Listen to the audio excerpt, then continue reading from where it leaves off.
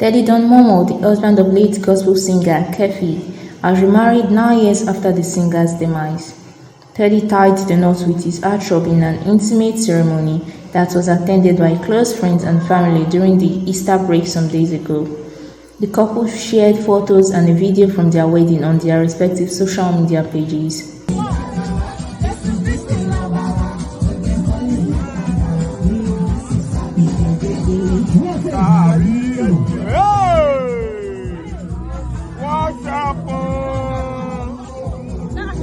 Teddy shared the photos and videos on his Instagram page, accompanied by a heartfelt note in which he expressed his happiness at getting to Lara. He thanked everyone who waited, prayed and supported him as he went in search of his heart.